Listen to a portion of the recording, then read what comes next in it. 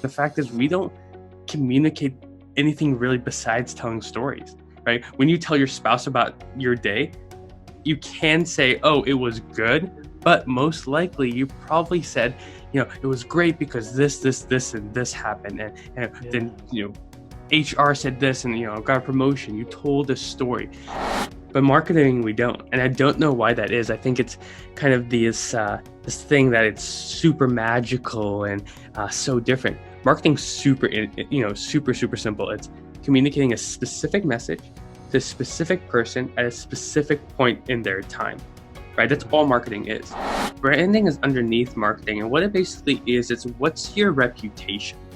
What's that brand's reputation over a prolonged period of time? Right? There's so many brands that we know that we buy, Colgate, because we bought Colgate for 30 years and we know what they do. They deliver the best. Every time I try something new, I'm disappointed. So branding is just kind of the reputation. And that is coming up next on Bootstrapping Your Dreams Show, so stay tuned. So, the big question is this: how are ambitious people like us, who don't have a lot of resources, did not go to Ivy League colleges, were not born into wealth, how do we become resourceful enough, use our creativity, our dedication, and a little bit of crazy to bootstrap our way to realizing our dreams? Whether it is launching a new company, launching a new app, or making it to the top of the corporate ladder? That is the question, and this podcast will give you the answers. We have created a tremendous community of bootstrappers, entrepreneurs, and professionals who are ambitious, resourceful, and want to get things done.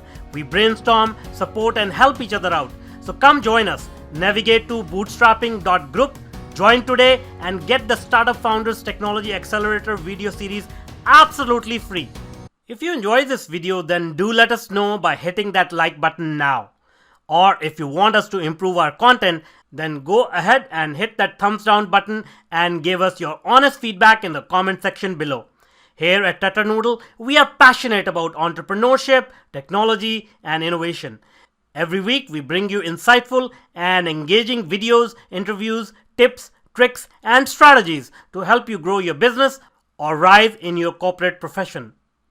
If you're new here, please do consider subscribing and do not forget to hit that bell icon so that you are notified when we publish new content. Hello and welcome to this new episode of Bootstrapping Your Dreams Show. I'm your host Manuj Aggarwal, and today we'll be talking with a very good friend, Nico de Bruyn. Nico is a marketer and entrepreneur with a mission, leaving everyone he meets better off than he found them. He is reputed as a great marketer and has worked on breaking down marketing concepts into simple principles, which he shares in his book, We Are All Marketers. Nico is also a consultant who helps clients market effectively through his proven marketing principles. And today he wants to tell us why everyone should care about marketing and how to start growing businesses in our digital world. Welcome, Nico. Thank you so much for having me. And absolutely, this has been a long time coming. So I'm glad we got this in the books. I know. All right. So tell us a little bit about your journey. How did you get started in marketing, and what excites you about marketing? Yeah, so I'm a South African, immigrated to the States in December of 2007. So I've been in the States for quite a bit, 12 years. I just got my citizenship, so super pumped to call this place home. But yeah, what really inspired me at the end of the day was I was completely lost. I like to say that I was that college student who's going to be a doctor, yet my grades would not let me into any medical school. Purely, it's not like it was dumb or anything. I don't think anyone's dumb. I think I was just not passionate and excited about what the industry had, because I love people. My favorite thing in the world is talking and communicating with people. And when I found that I would only be doing that 10 to 15% of the time, I was like, wait, that means 85% of the time I won't enjoy myself. Let's not do that. So through a lot of experiments and a lot of time spent trying to figure everything out, I learned that you can make money telling stories. My mom always said you can make money, somehow. So I was like, let's see if storytelling could be the one. So that led me into learning that the marketing industry is very, very complex. We don't, as marketers, make anyone's job easy. And I figured, why not cut through all the noise, make something that's simple, and then share with the world. So that's what led me to the book, Writing We're All Marketers. And to answer your question, I believe everyone's a marketer because we communicate each and every single day. Like you had to sell me to be on your podcast, and I had to sell you on being a guest, right? We had to do that. And for most of us, when was the last time you took a communications class?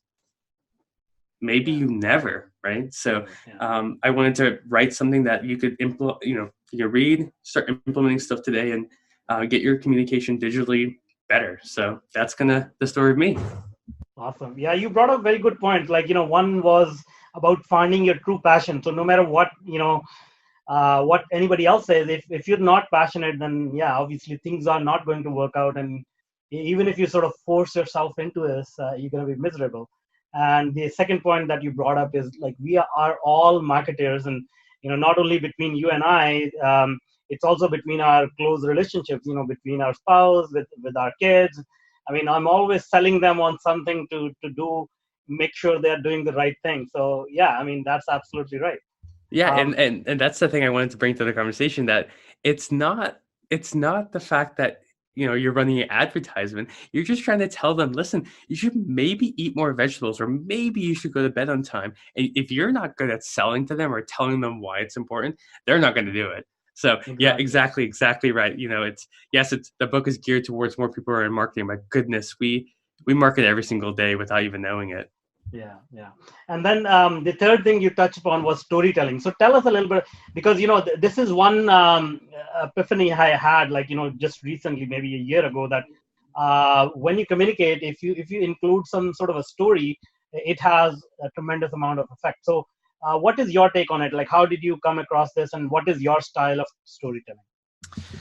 It was really behind the fact that when you think, and this is an exercise I take my clients through all the time, can you tell me your favorite movie or TV show as a kid? Mm-hmm. Yeah, Mine. Yeah. Well, as a kid, like I grew up in India, so I don't know whether you'll know the kind of shows. Like right now, like I like to watch comedy movies. So one of the favorite movies I have is Wedding Crashers. I love that. I love it.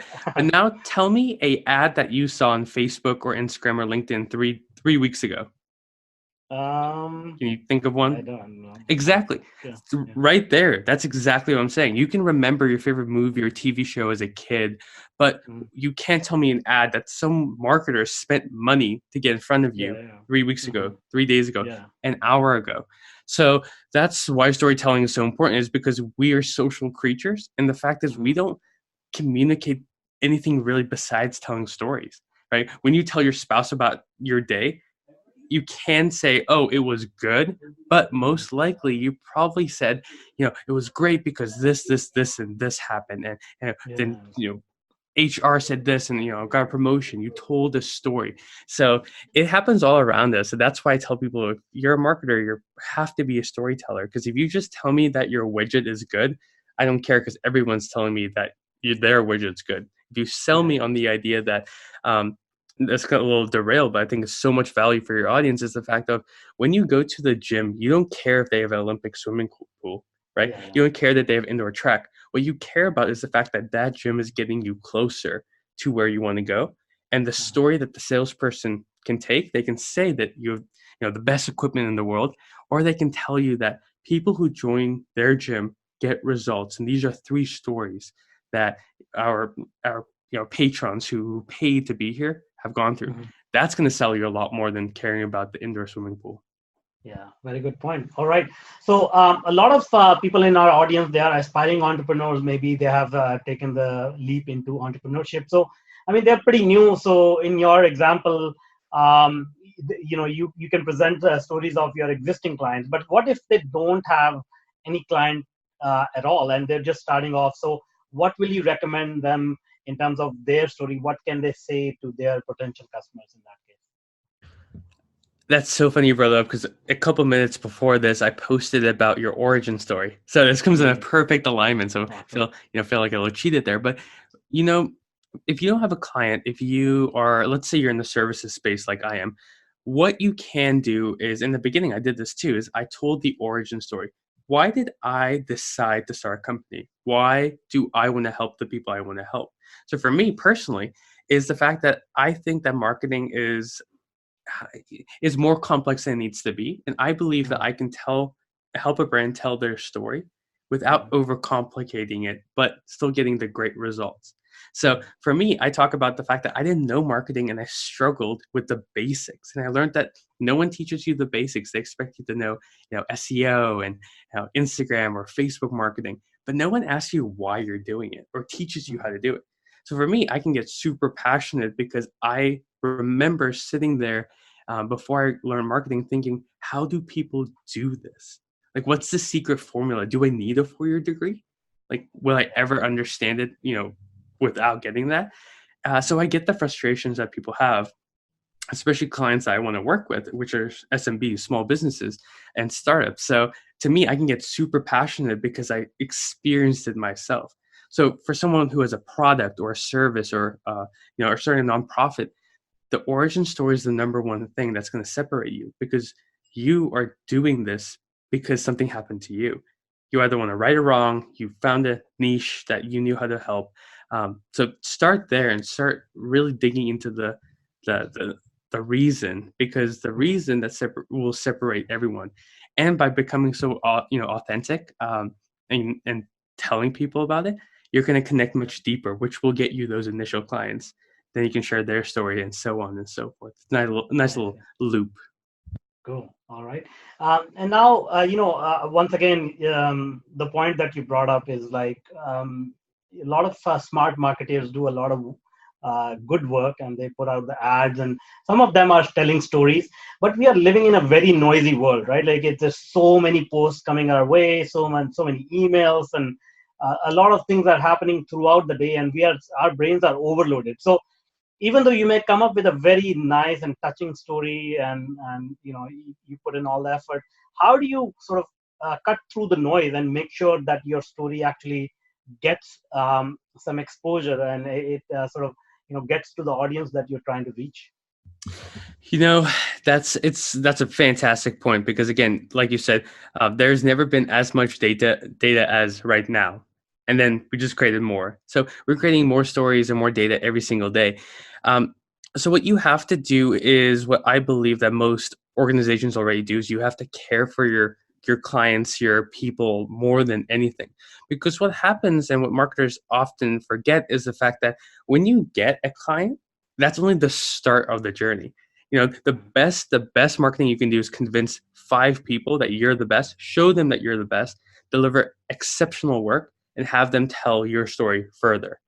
Right? So that's the way you do it. Once you have those initial people, and you find those initial people by putting in the work, going to where these people are, whether it's online or offline.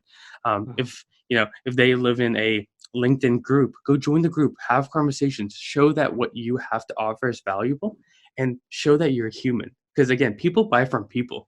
You've never bought from Nike, besides maybe online, but even then, you're thinking about, what will the brand do for me? I'm thinking about the story behind it.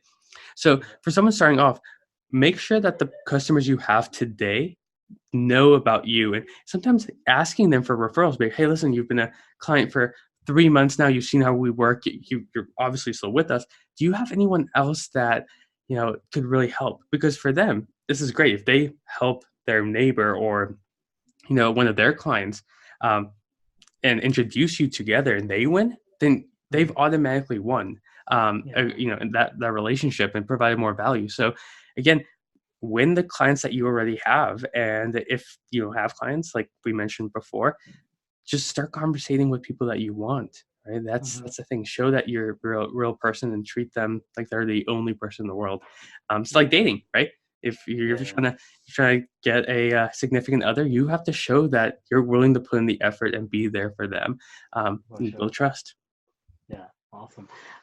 Okay, and now there's another level to this, right? Like, so let's say we have sorted this out, and we are ready to go with our campaign. Now the question is, which platform to use, what kind of ads do we want to use?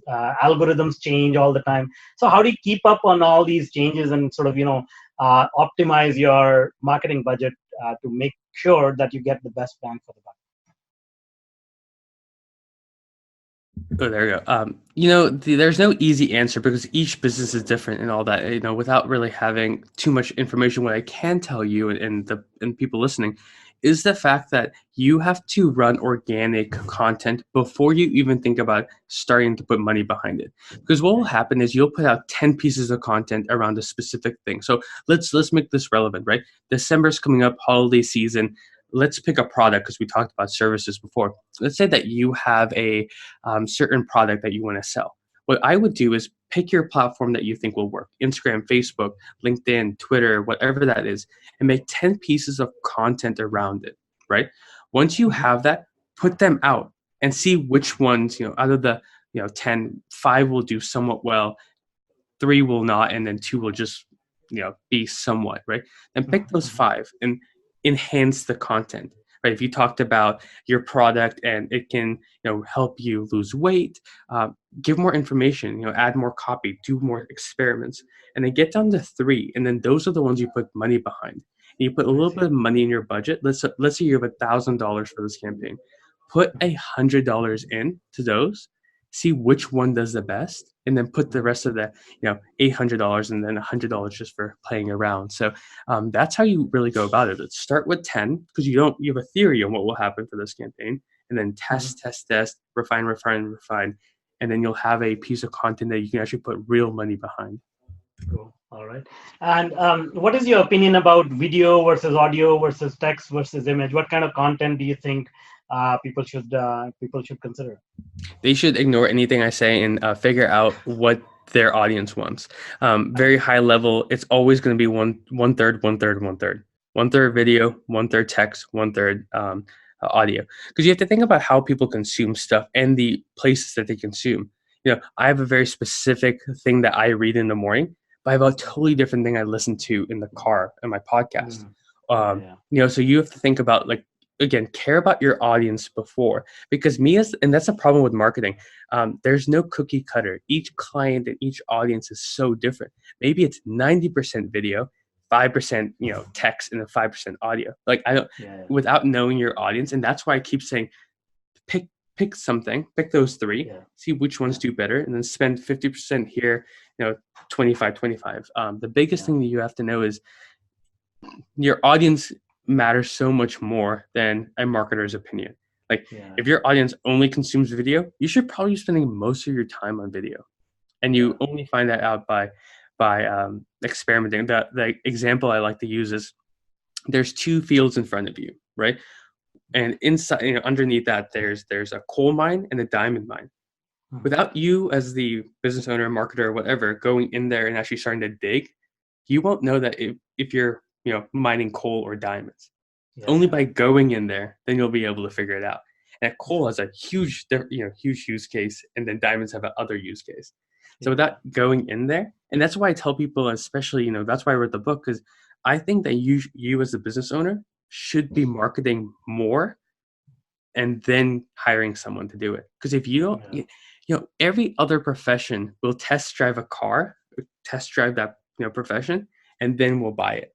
But marketing, we don't, and I don't know why that is. I think it's kind of this thing that it's super magical and so different. Marketing's super simple. It's communicating a specific message to a specific person at a specific point in their time, right? That's Mhm. all marketing is.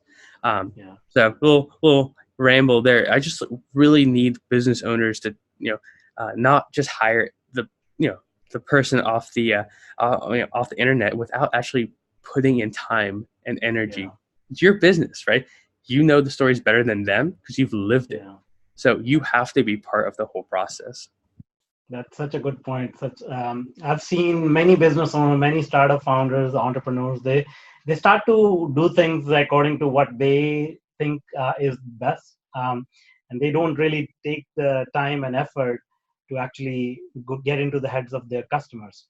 And you used a very good analogy of looking for the diamonds or the coal. I mean, both are valuable in their own way, but people don't even generally dig 1 feet deep, and they just stay on the surface. What I found. Yeah, that's why I tell people, when the conversations, how what platform I should be on every platform, right? And I said, listen, If you go to the gym and you do every single machine in there and expect to be healthy, Mhm. you know that the next day you're just not going to be able to walk for, Mhm. you just lie there. Marketing's the same way. You can't just go test everything out and do everything if you haven't started doing it, right? Start Mhm. small, test, iterate. Um, and that's the thing I need business owners and like startup founders to really embrace is the fact that you you are working so hard for something. You're making real changes in the world and bringing real value to someone. You have to be part of the conversation because again, as the marketer, I will never know your passion better than you. I will never Mhm. have the same experiences. So I have to be in the process. But yeah, absolutely. The experimentation thing is massive. So Awesome. Now let's talk about another term that has been becoming very popular, especially in the marketing field, which is growth hacking. So, do you consider yourself to be a growth hacker first of all? I need to change it because much like in the computer science world, there's ethical hackers, and Mhm. then there's black hat, so white hat and black hat hackers, and I think that growth marketing is there is growth marketing, but again, most people who growth. So let's back up because someone might not even know the definition of growth hacking. Basically, it's trying to exponentially grow a uh, a KPI, key performance indicator for a brand. So when I had my first company, which was PackPack, my KPI was I needed to exponentially grow our Instagram engagement, not necessarily followers, but engagement, because the Mhm. typical engagement was, you're lucky if you get 10%. We Mhm. got it up to 25%. And my goal as a marketer was to grow community and do it as fast as I can and kind of just run until I get it, Mhm. which has consequences for the brand long term. And that's what I learned early on. So it's good for sprints, but not good for marathons. So it's great if you want to, have a growth hacker help you with specific KPIs, but don't neglect your brand behind it. So yeah, people can be. I call myself one for the startup I was at, which actually just got acquired. So I'll be actually transitioning out of growth hacking to more of a holistic marketer position. So I should actually, you reminded me to change that on my LinkedIn, but yeah, I think you can do it. It is it's a definitely an interesting world. I highly recommend testing it and trying it out, Mhm. seeing if you can grow a specific KPI of your brand really quickly, but just Mhm. don't neglect your overall brand. Mhm. I see. All right. So that's a good point about growth hacking. Now, most startup founders, they are familiar with this term growth hacking, and typically they try to look for growth hackers or they try to learn growth hacking. So, do you think this is a skill, growth hacking, or digital marketing, or any kind of marketing? Is it a skill that anybody can learn, or is it something that it's best to be left to experts like yourself? I wasn't an expert 2 years ago, right? So I think that anyone can do it. And you bring up a great point. The reason I called the book "We're All Marketers" is because I think everyone's marketing already. It doesn't mean everyone should do it as a profession, but Mhm. you can't be naive to marketing. You have, and this goes back to you. The reason for being on platforms, and even if it's just for your personal brand, if you're a founder or whatnot, is you get to learn the insights of everything. Plus, this the thing I want people to understand the most is there's a difference between active and passive marketing. So this is going to be a little bit of a detour, but I promise it'll get us to where we need to go. But um, there's passive and active marketing. Passive is just I'm scrolling through Facebook or Twitter. I'm just passively consuming information. I'm not really engaging with people. I'm not really liking. I'm just reading or watching.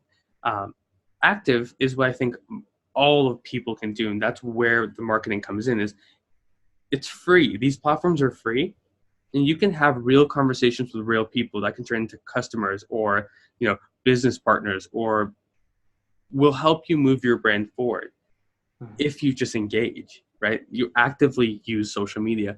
Um, that's why I say I don't. I spend zero time consuming passively anymore, um, because again, it can be a tool used for you or against you. So Yeah. the point of bringing that up is I think everyone should be marketing, even if it's for themselves, because it gives you a understanding of what's going on. Plus, it's like public speaking. You stop public speaking for 6 months a year, you start losing your edge. And if someone asks you to jump into public speaking, you'll be nervous. So what if you're a small business owner, you have a team of 10, you have a growth hacker who's your marketer, and they quit. They just one day they're like, hey, I'm going to follow my dreams and live in the Bahamas. You're out your marketer. Now, how long is it going to take you to onboard someone or hire an agency or do something? Might be 2, 3, 4 weeks. And if you're not marketing for that time, your competitors are. So that's why, even if you're just doing it for yourself, at least you can then pick up something and then keep running it while you look for a solution. Yeah, cool. And again, this point about social media. So everything revolves around social media these days, and we transitioned over from traditional marketing, newspaper, print, and radio, and all that. So this paradigm has shifted dramatically. Now, do you foresee where is this going to? Is social media going to be sort of the main way of reaching out to people, or do you see that transitioning into something else? I mean, of course, nobody can tell the future, but as an expert in the industry, what are you seeing? What are the trends that you see? Traditional is not gone. Digital media is one aspect of your marketing plan. And in my naive days, I would have told you that that the traditional is going away, but you're still seeing, $7.6 billion a year being spent on TV advertisement. It's not a small industry, right? Do I think that there's arbitrage and ability to hyper grow the brand awareness and offerings that you have with traditional? I do not, right? And there's a reason that traditional is still here. There's still people using it. It's still seeing some ROI, right? If you saw zero ROI from your TV, commercials, your radio commercials, your print advertising, you wouldn't do it. I just think that the arbitrage and the ability for small business owners doesn't line traditional. Maybe for large companies, but right now social is the best arbitrage out there because you can essentially get started for $0 and you can change everything up. Let's say let's break that small business owner that we talked about in the beginning. If they had $1,000 for their winter campaign, $1,000 is going to get you maybe 5 placements on a radio for a week. Yeah. But it can get me 2 months in front of my target audience with content that I put out for free. Because the thing that people don't factor in when you run radio is you have to hire a voice actor, someone to script it, someone to broadcast it, the spots, blah, blah, blah, blah, blah.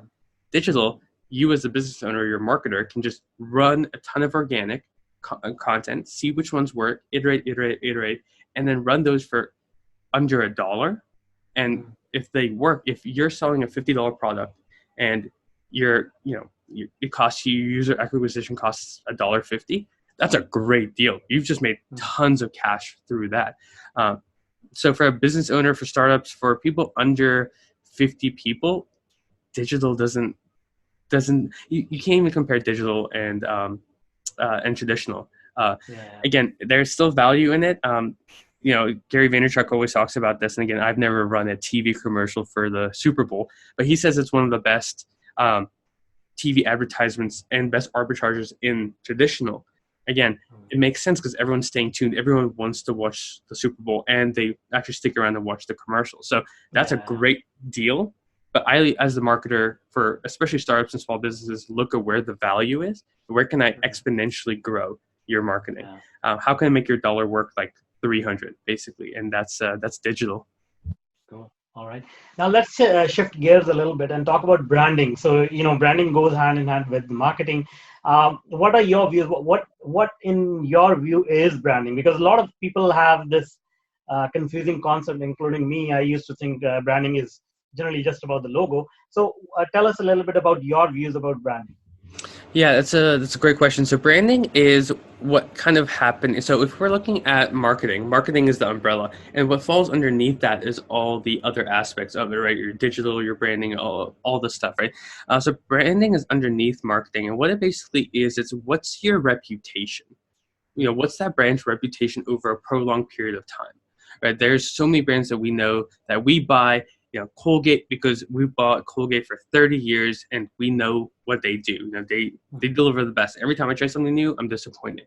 So branding is just kind of the reputation. That's why when people say personal branding, if you just change the branding out and just say personal reputation, the conversation switches completely. And in the services space, especially, it's massive. Like, most likely your everything from your gardener to your lawyer was a referral from someone you trust, possibly, right? And that's personal branding. They had a personal brand, they had a professional brand, and you as the consumer wanted it. So branding is just reputation. Again, Nike has a reputation, and then there are companies like Monsanto that have a reputation, right? It's not always good reputations. So that's something to keep in mind as you're building your plan out.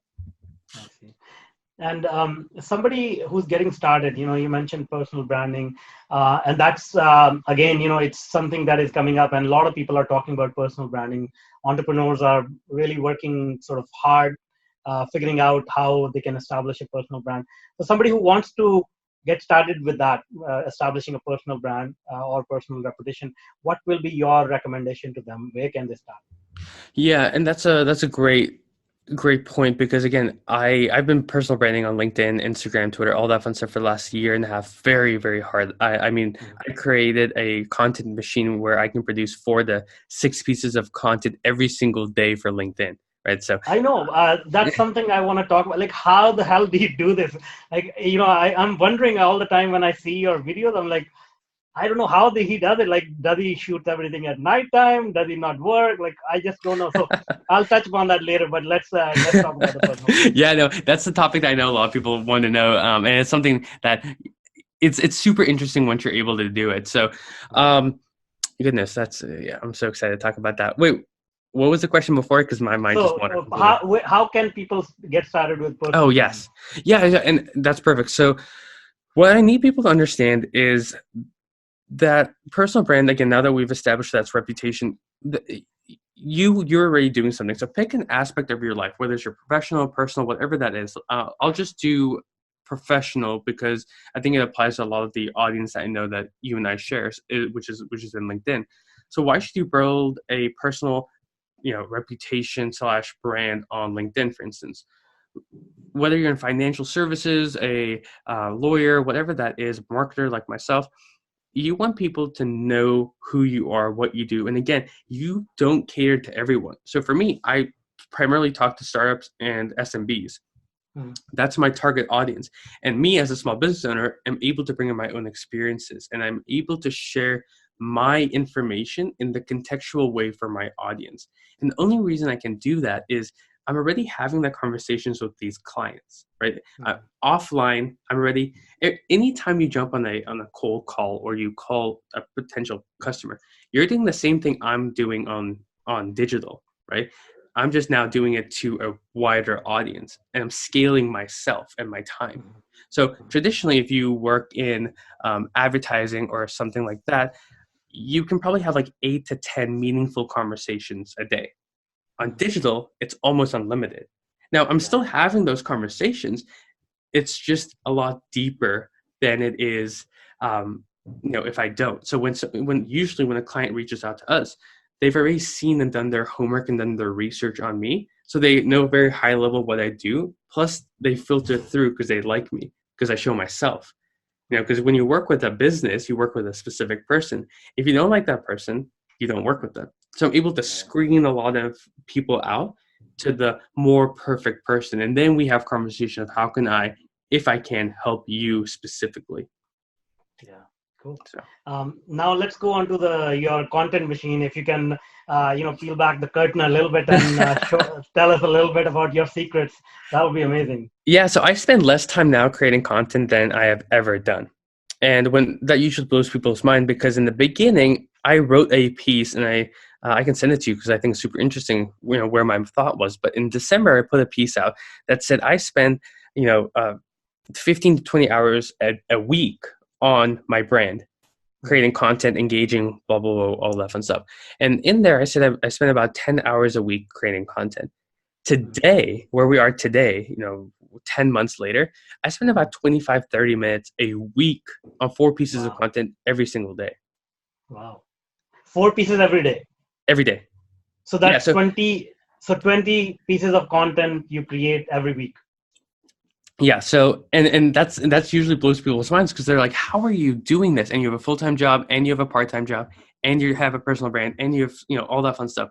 And the secret is that I have systematized everything. So what we teach clients and what I teach brands especially is how do you systematize the creative? And when people hear that, they get scared because they think creative means I'm going to go in, the forest and I'm going to, have this outer world experience. But let's get super tactical. I haven't shared this to anyone, so this is gonna be a nice exclusive. This is why you tune into this podcast, because we give exclusive content here. So what I did is super simple. I go on the website called Quora, and Quora is a basically Q&A social media site. You can do the same thing for Twitter. You can do the same thing for Medium. I like Quora because it's pre-populated with questions for me based on my past, the algorithm. So pick your platform, Twitter, Quora, or Medium, right? Then find a question or find a topic that you're passionate about. So I'll walk people through mine, but this applies to any of those. So I usually get pre-populated in the morning a question, and that question will be something like, "What is brand?" And I'll answer it. I'll type it out. I'll sit there and I'll spend a minute just typing it out. Then I'll copy that. I'll send it, and there'll be a post on Quora. I'll directly paste that into my LinkedIn. I see. Then I will do my thing, and I'll make a 1-minute video based on the feedback I got from my community based on what I said there. So if I answer the question, what is brand? Brand is reputation. Someone says, reputation's cool. I've seen Joe, who is a farmer, do it. I'll make a piece of content that's related to what they said because I got user feedback. Then I will watch and read what happens there, and I'll put out another either picture that I can find online or I can make very easy, and with some supporting text around it. And usually at the end, I can do a summary based on all that I've done for that day. So brand reputation is this. This is an example that I've tested out and got feedback on, now revised. And whatever the third piece of content is, I share it. And I usually post at least one. Oh, and now that I do live stream, it's completely different. So I'll actually I'll finish that. But today, how I do it, and anyone can do it right now, is I pose the question, which is for me at 6 a.m. and I'll answer the question. I'll jump on live to talk about that. I'll make a video based on the feedback I got on live, and then I'll do another text post based on the feedback I got from my video. I see. And I do that every single day because I already have pre-populated the day before that content. So when you see content, I've already done the work beforehand, and all I'm doing is copying and pasting. So I'm not organically creating the video I post for that day. I made the day before. I see. So I'm always like jumping back. That's why I'm able to spend less time creating content and more time posting and reading. That's great. Great strategy. Awesome. I mean, I'm so honored to have this exclusive behind the scenes knowledge about this. Now, do you post it on multiple platforms as well? Like, because this is another thing which personally I struggle with, when I create, especially with video, like every platform has a different format and all that. So how do you tackle that? Yeah. So usually my main platforms is Quora, Medium, LinkedIn. And I'm playing with podcasting and texting. So usually when you get to my stage and our stages, then you'll have a team that helps support you. But for the solopreneur, I'll keep it very, very simple, is you're going to do the 70-20-10 rule. 70% of your time and energy in creating content should be for one platform. I see. Let's say that's Instagram. 20% should be an up-and-coming platform like TikTok or LinkedIn, right? And the 10% is completely exploratory. So for a small business owner, pick 3 platforms, and most likely you can create content that will fit all 3 of those. You might have to change the how it looks a little bit, but you want to simplify because your value that you get is in the conversations on the content, not the content itself. The only reason that personal branding is valuable is because that you get real-time feedback on content for your audience that is contextually relevant to them, because you've enabled contextual comments to fuel your content. That's why the people who follow me are raving fans, because they feel like this content's made for them, because it has been made for them and only them. Awesome. Cool. Awesome. That's great. Well, thank you so much for sharing this knowledge and wisdom. I'm sure everyone in the audience got a lot of value. They can become expert marketers themselves, and or at least get started with their personal branding and marketing. So thanks a lot. Now, before I let you go, can you tell us how people can reach out to you? You are omnipresent on LinkedIn, but still, please let us know what is the best channel to get to. Yeah, so LinkedIn's the best. And this is one thing I do for most people when I'm on their podcast. You need to send us two a message, because we want to engage with you. We're only, we are both taking time out of our day to create content that we want to benefit people. So never be afraid to reach out to us, because again, we thrive off of those conversations. So I'm speaking on your behalf, but I can tell already that we're very the same in that regard. But yeah, find me on my website, nicothebrain.com, LinkedIn, Twitter, Facebook, Instagram. They're all the same ats. And again, the thing I want people to realize is that you have a story that is, my tagline is that stories change the world. And my only goal in life is to help inspire the marketer within you. Because again, there's hundreds, if not thousands, of Mother Teresa stories out there. Mm-hmm. And it's not helping anyone by just staying inside of your head, right? Awesome. No great ideas or inventions or anything were ever written without first being spoke. So share your message with the world. The world wants to hear it. And this is my last little tangent for today, but have to give the audience something in this exclusive episode. That's great. Thank you so much once again. This has been so much fun. I'm sure everyone, this is going to be one of the favorite episodes on the podcast for sure. Well, thank you so much for being with me on a Friday evening and spending this time. I had a blast. So thanks again, and have a great weekend ahead. Thank you so much. It's been a blast. Thank you. And that's all for now. Until next time. Now, if you're an entrepreneur or a career professional, then I invite you to join our growing community. Navigate to bootstrapping.group. As a welcome bonus, you will get the Startup Founders Technology Accelerator video series and Mastering Your Inner Game video series absolutely free. This series of short videos address some core issues which are instrumental in helping you move forward in your business or career. The videos are yours to view and share for free. No obligations or strings attached. Except for one, you have to take action and implement it. So join us today, navigate to bootstrapping.group.